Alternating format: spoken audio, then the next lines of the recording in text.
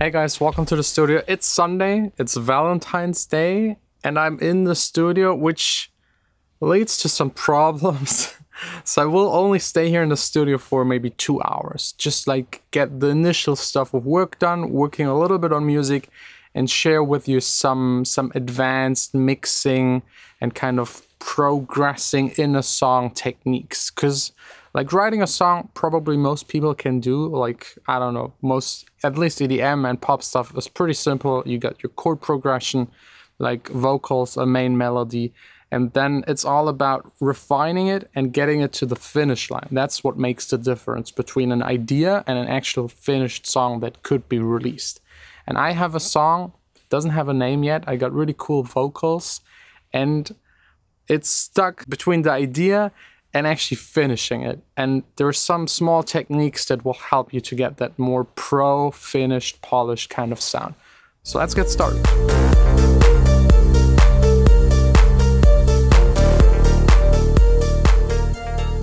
Round about an hour later, I got those tweaks in place, like more the detailed stuff, but as a whole, if you do like 20 detailed things, it can elevate a mix by a lot.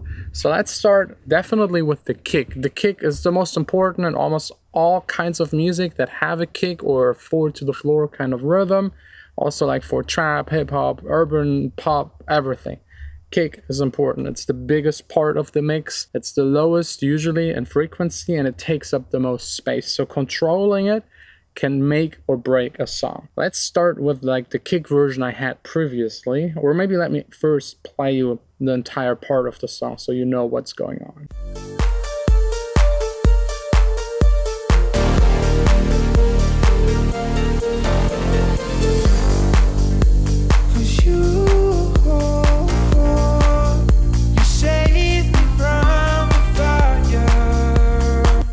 Very simple drop down, just kick, bass, the hi-hat going throughout the vocal, and that's basically already it. The kick previously, let's listen to the kick right now. Before it sounded more like this.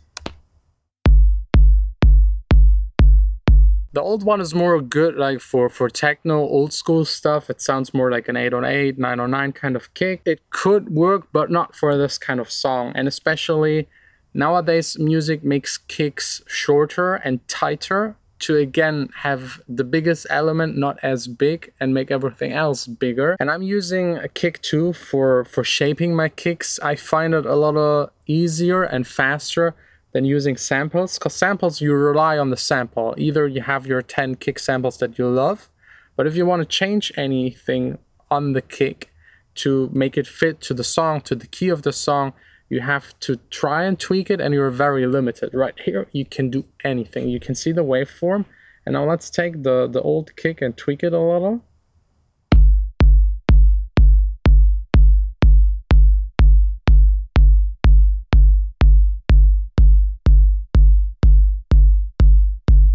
This usually makes it deeper and tighter, like the knock kind of part is usually here.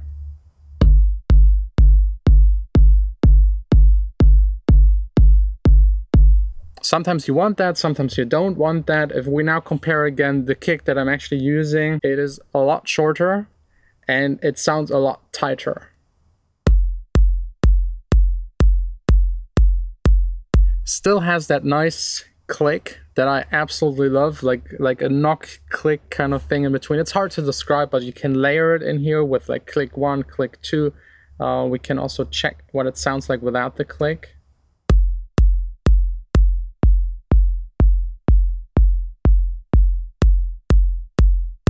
It's really just there to make it cut through the mix, because a kick usually has like the very bottom frequencies and the upper frequencies for that click.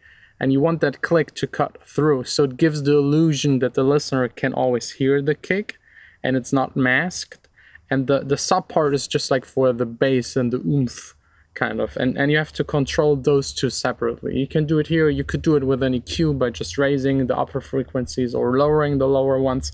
Just balance those two. That's like really important to make the kick cut through and sit nicely in the mix. Then also the frequency, like the very low frequency of it, is important to make it match to the key of the song. You can match it exactly to the key. You can pick any other note that is part of the key to make it fit. You can also just forget about it and still have a very good song.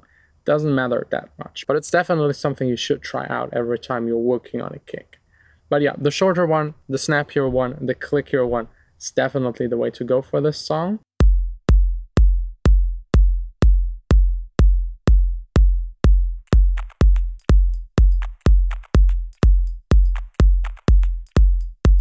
The next thing I adjusted was this little loop right there. Let me play it to you without any of the effects.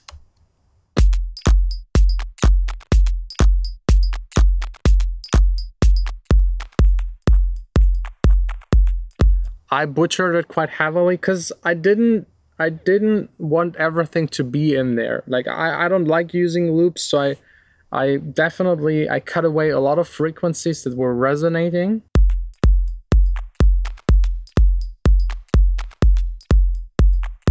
They really hurt, and they address and lower certain elements within that loop, just trying to kill them. Using soothe on top to get rid of even more of the frequencies that are resonating. The pan man is just like to make it bounce back and forth to make it more interesting. And then LFO tool is what I adjusted the heaviest, because I'm actually using it as a gate. So just let some of the percussion through. Let's listen to it without and with.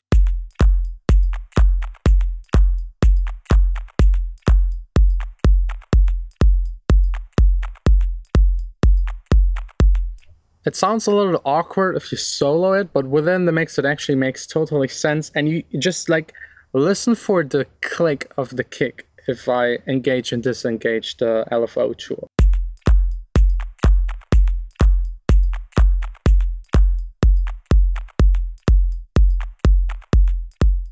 So without it, the kick is being masked because there are parts in the loop that play on top of the kick. And sometimes you want that. I don't want that. I want to have that nice click I've worked on. I want it to cut through.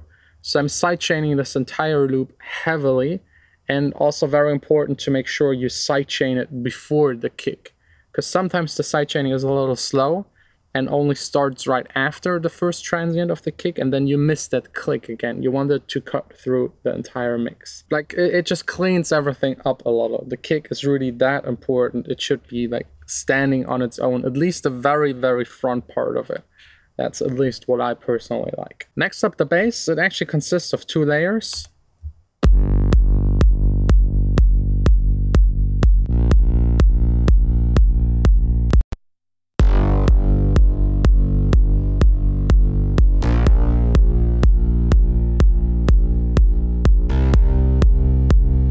Same here. The first layer is just to control the bottom part. The second layer is to control the upper bass kind of part.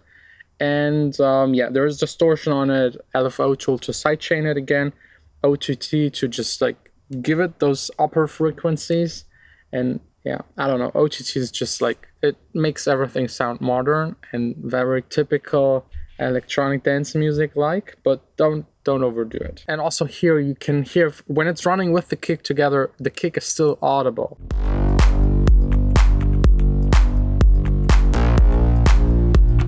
Next up, snare, clap, whatever is playing on 2.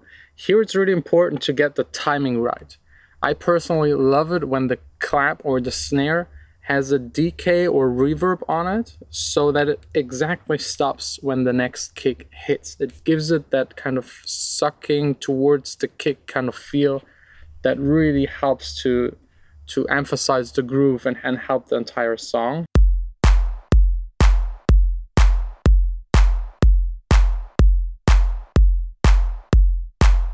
Like it's pulling kind of before the kick. You can achieve that by picking the right length of the snare or clap, the right length of the reverb. Usually shorter, tighter is better, otherwise like the song just sounds washed out. And then if it still doesn't help, you could even sidechain the reverb so that it kind of stops right before the kick to make the kick again cut through everything. I'm honestly not that happy with the sound. I still need to find better samples for the snare clap kind of position. not happy with it. I'm happy with the length and how it interacts with the kick, but not happy necessarily with the sound.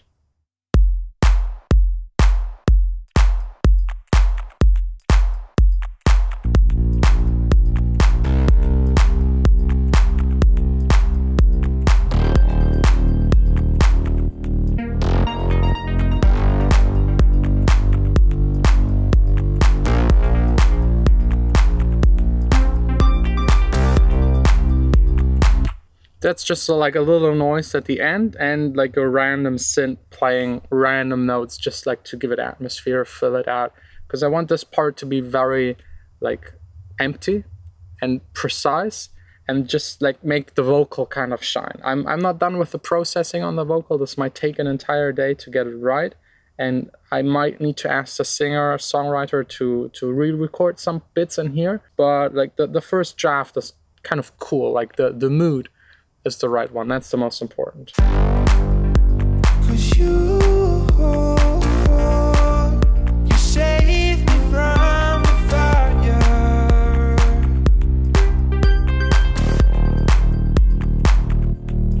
And now, right now, everything is just like mid frequencies, low frequencies. To balance it out, this part definitely needs like some upper frequencies.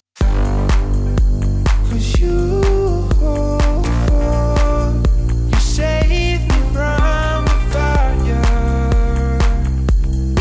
and that's the only element right now that is like masking the kick. So you could also sidechain it, but you have to be careful. You can't put it on everything. On vocals, it sounds stupid because the vocals should be the main thing. It's even more important than the kick.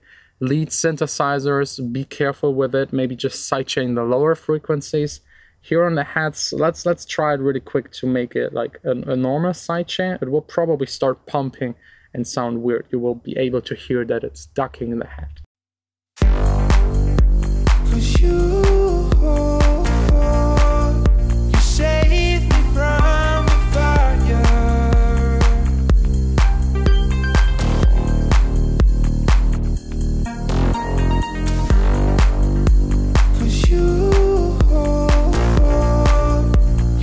That's really personal preference. That's something you have to decide if you want to have like the kick cut through everything, and some people do it. Some people then neglect the kick and just leave like the bottom part of the kick kind of cut through everything and mask the top part. It really depends on what you prefer. Also the pumping on the hats, do you like it or is it something you don't like? I would at least always try out to just like cut like the very front part, like just to like get the kick a little room in the mix. 'Cause you saved me from the fire. Yeah, I think a tiny bit is all right. It doesn't like I don't notice it like disturbing the flow, and it helps the kick a lot. So side chaining, if you want to have your kick cut through the entire mix and sound really punchy and present, you need to shape your kick the right way. That's something you have to learn a little with experience. Again, there are certain frequencies that kind of make it more like knock or more deep. And of course, like pitching up and down a kick is always something you should try out. Flipping the face, if you layer a kick, because flipping the face on like a top layer can change the sound of the kick drastically and correct the face of it. If the face is wrong, it doesn't have that punch. And then also really important, being able to control the click of the kick separate from the bottom sub part of the kick, either by cueing, by having different layers, can also really help, because you can like make your song and at the end, if the kick doesn't cut through enough, you can just increase the volume on the top kick kind of click part, and if that still doesn't help, you can help out with the side chaining. Don't overdo it. If the entire track starts like pumping, it's kind of weird, but most modern electronic music has a big emphasis on the kick. Big emphasis. I hope this helps a little to get your kick cut through the mix, make it punchy, make it shine. Side chaining, go to the length of the kick, very important, and also the length of the snare of the clap to make everything stop before the kick hits again. Can be really important. Also bass and kick, to separate them, you sometimes just have to play different notes so the notes do not hit on the kick, or you make it always hit on the kick, But it's just sometimes hitting the kick makes the kicks alter if you don't sidechain them correctly. So you listen to a song and every other kick sounds different, which is really awkward for club music. So keep that in mind. I hope, again, those tips help you. If you have any other suggestions, just leave it in the comments. Tomorrow back here in the studio. For me, the rest of the day actually not working. First time this year.